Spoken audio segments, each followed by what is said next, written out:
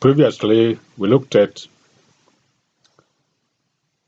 the characteristics and types of social policies. Other aspects of social policies that are close to what we discussed previously are what we call principles and goals of social policies. Basically, by principle, we mean the issues that underpin the policy making, policy implementation, and why policies are basically there. When we talk about goals, we basically refer to the end products that social policies intend to achieve in society, or what policymakers hope will be the end product when a given social policy is fully implemented. So our discussion now want to look at two things: the principles and goals of social policy. We shall begin by examining some of the principles that underpin the making and implementation of social policies. One of the principles of any social policy is equality. The principle of equality indicates that no member of society is deprived of any opportunities or the use of one's power to undermine the welfare, the dignity, and the contributions of others in society, because this could lead to conflict.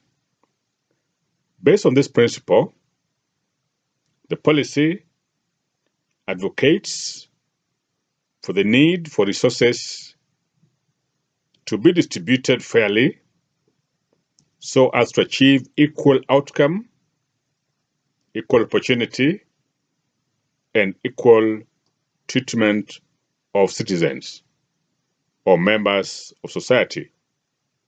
The principle also demands that institutions of society, such as the government, civil society, employers, among others, to intervene when an individual or group is or are incapable of meeting their essential needs. Indeed, quite often, we see churches, governments, corporate organizations, as well as philanthropic individuals coming up to support members of society in the areas of medication, payment of school fees, distribution of food, water, and other essential services, and even general upkeep of the less fortunate members of society. Groups have also emerged to establish homes and sanctuaries where disadvantaged and threatened members of society can live and to lead a more dignified life.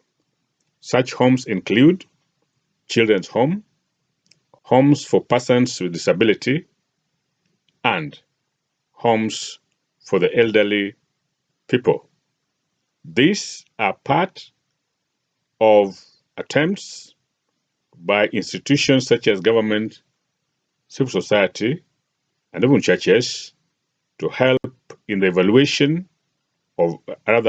alleviation of human suffering and to ensure or to work towards ensuring that people live a dignified life, as doing so would help in achieving equal outcome, equal opportunity, and equal treatment of individuals.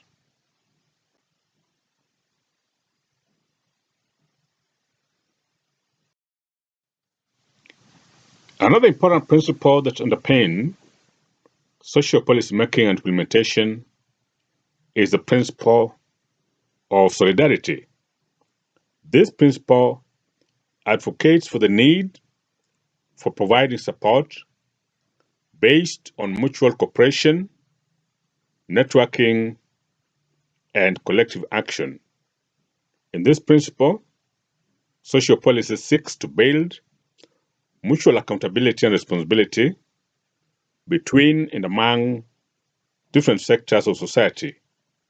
Therefore, social groups such as families, corporations, institutions, clubs, and federations are called upon to work in a cooperative manner in addressing human problems. The principle of solidarity acknowledges the complexity of social problems which make them difficult to be resolved by a single institution or organizations, hence the need for collaborations, partnerships, and networking by different players in society.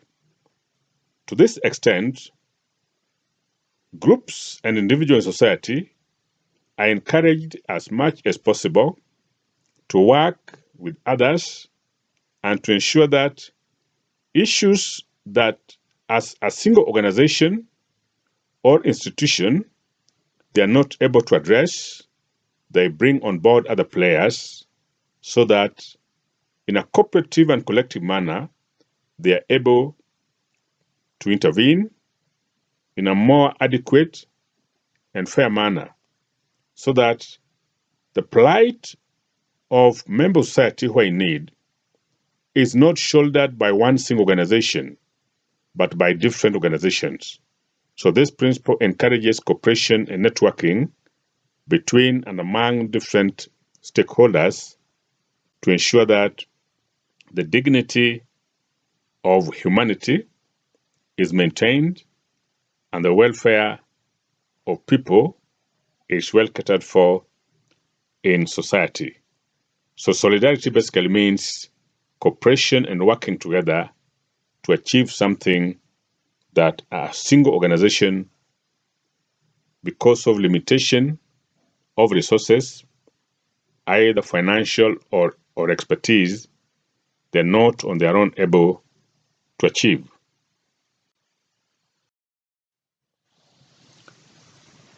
Equal opportunity is yet another principle of social policy. This principle recognizes that historically, certain groups of people, such as certain races, persons with disability, certain sexual orientation, and gender, have experienced discrimination. Therefore, these people should not compete on equal ground with groups who are not big victims of past discrimination or prejudice.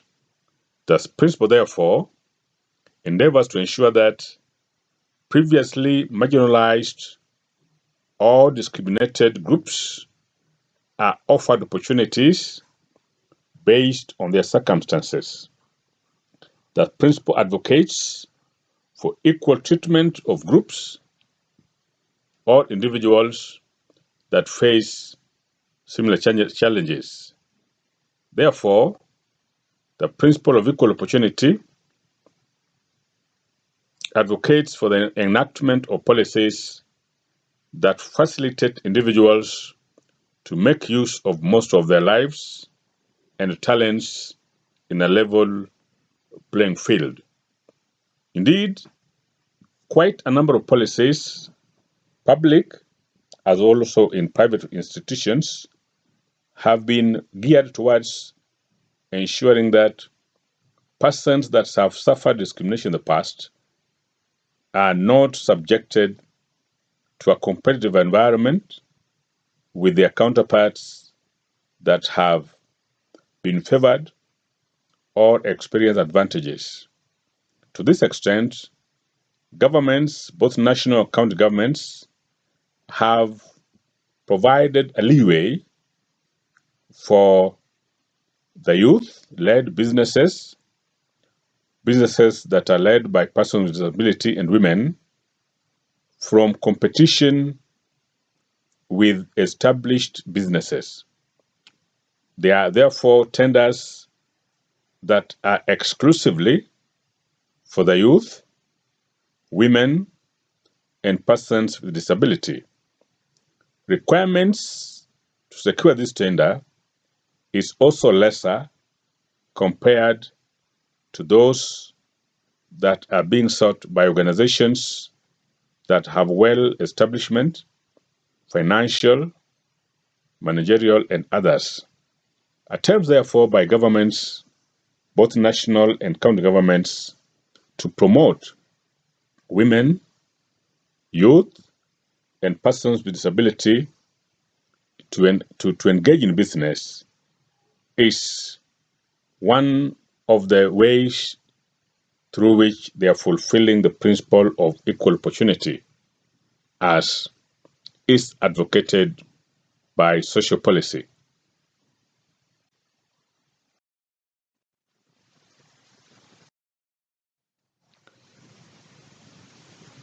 The other principle of social policy is called subsidiary. The principle of subsidiary emphasizes the centrality of local people in decision making affecting them. And the principle acknowledges the fact that local people or organizations are best placed to handle certain things than government officials or national and international organizations or personnel. Therefore, according to this principle, it would be an act of injustice to assign roles to a higher institution or level of society what a lower form of social organization or local people can handle. Social policy, therefore, should enhance participation of local people and organizations in finding solutions to problems affecting local people. Broadly, this principle is simply emphasizing the need for public participation so that local people should not only be engaged when policies are being made, but also when policies are being implemented, so that they are able to give their perspectives about their circumstances and the problems they face.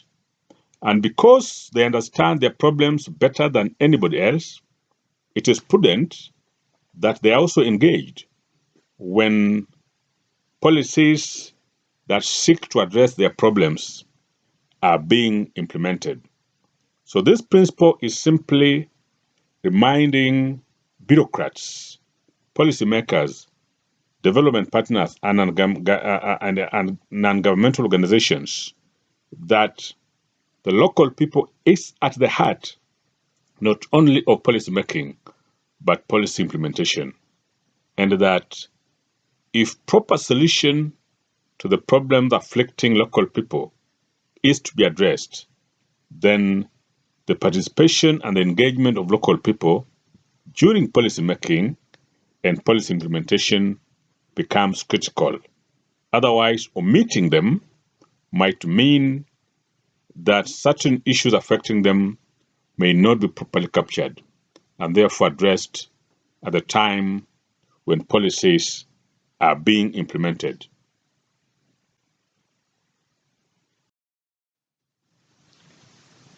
The other principle of social policy is called the principle of responsibility.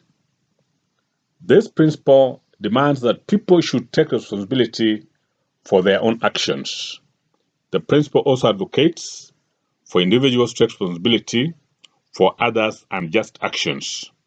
Such responsibility is even more necessary where they have supervisory responsibility or where they encourage or condone the actions or benefited significantly from the actions that hurt others.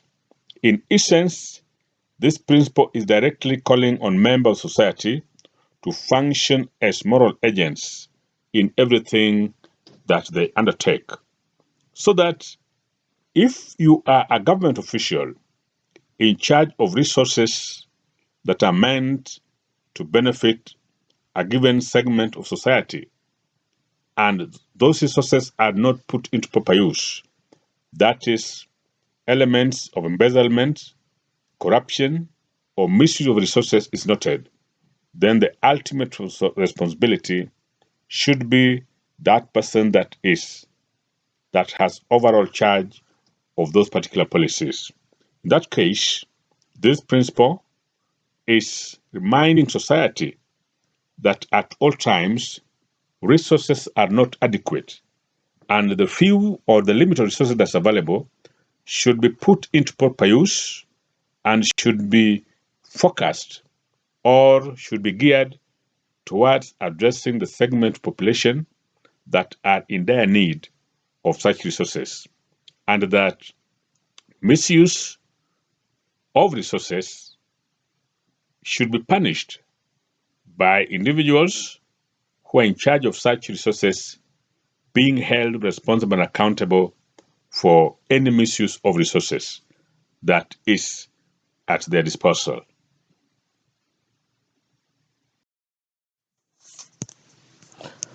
Let us now discuss some of the goals of social policy. One of the goals of social policy is called social justice. By social justice, we mean a fair and equitable division of resources, opportunities, and privileges in society. Thus, a social policy should promote access, equity, diversity, and participation in society. By equal access, we imply that resources in society are available to all and not just a few privileged members. While with equity, we mean that people should have the same opportunities to succeed despite any past injustices or systematic discrimination. And in diversity, it is a principle that leaders, either in government or businesses, are drawn from broad base within society to ensure that people of different gender, physical conditions, ethnicity, and regions are represented at the decision-making bodies. Participation is the fact that everyone in a community should have a voice in making important decisions affecting them. So at the end of the day, it's expected that a society will generally experience social justice, meaning there will be fair and equitable distribution of resources, opportunities, and privileges in society, so that we do not have a society that is divided into one that is completely discriminated against and the one that has too much access or too much wealth than they need. Such discrepancies is noted to be a recipe for chaos, and therefore social policy seeks to address that and ensure that at the end of the day, there is a fair understanding in society.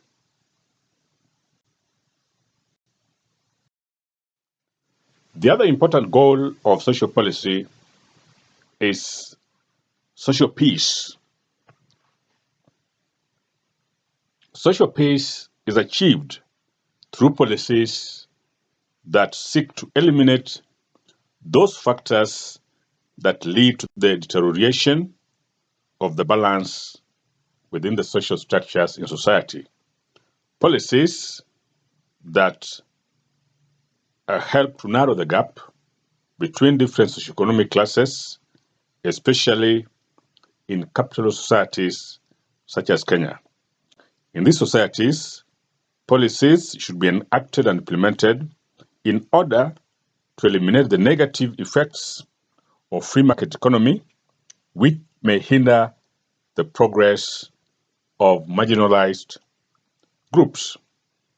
When you talk about this goal, we need to be reminded of the fact that different sectors of society are at different levels of economic development. And therefore, it is important that when we enact policies, the policies that we come up with should be those that help society in overcoming obstacles that limit their participation in development, such as in doing business and in participating in economic activities. Because if that is not done, then further marginalization and the worsening of human conditions will continue. And in the process, the policy shall have not achieved anything. And instead of narrowing the gap between the rich and the poor, the policy shall only help in accelerating the widening of such gap.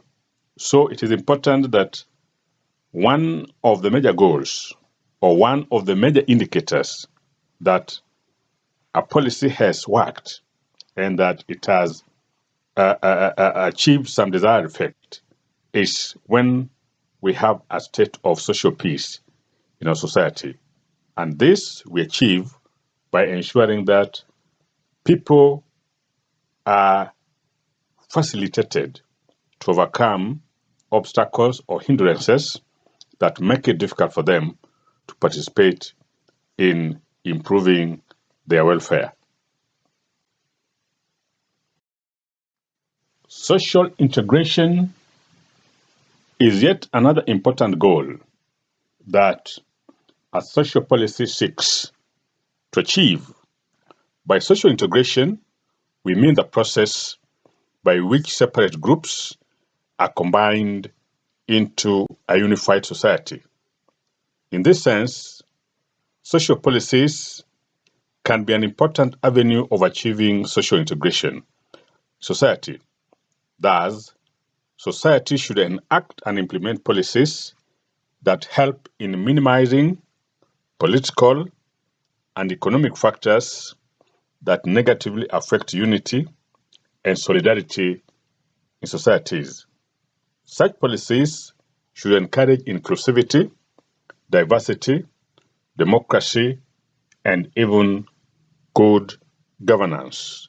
A society that is unified stands a better chance of moving forward and exploiting its potentials because unity minimizes conflicts, it minimizes negative competition, it also minimizes the widening of the gap between the rich and the poor. It also promotes democracy, promotes good governance, and above all, it helps in proper utilization of a society's resources. So any social policy that is being put in place should focus on ensuring that when it is fully and successfully implemented, then we have a society that is integrated so that different parts of society can work together. People do not dwell so much on their weaknesses. They do not dwell so much on the weakness of others, but instead focus on how they can strengthen each other, on how they can utilize their strengths to help others and to move a society forward in a unified manner. The last goal of social policy that we want to discuss is called social balance. By social balance, we refer to a situation in which people live in harmony, peace, and unity and address their differences in a peaceful manner. It is recognized that discrimination in access to opportunities may lead to the deterioration of harmonious and peaceful coexistence. Policies should aim at reducing social differences, especially the differences and inequalities with regard to opportunities that exist in society. One of the goals of social policy should therefore be to eliminate discrimination in development and to ensure that everyone benefits from the same social services that exist in our midst. In a nutshell, when we talk about the social balance, we simply mean that we need to have a society that lives in harmony, that lives in peace, that lives in unity, and one that recognizes that it is important for them to be peaceful and it is important for them to use peaceful and civilized mechanisms of addressing any differences that may exist between and among different members of society. At that point, we come to the end of our discussion. In this discussion, we have looked at two broad issues. We have looked at the principles of social policy. We have also looked at the goals of social policy. Let us not have any confusion between the two. By principles, we mean those things that policymakers and implementers must bear in mind when they are coming up with policies or implementing policies. And by goals, we mean the end product of what a successful implementation of a policy should produce. What kind of society should we envisage where policies are properly enacted and properly implemented? Those are what we call the goals. And at that point, we come to the end of our discussion. In our next discussion, we shall look at the policy making process. Thank you.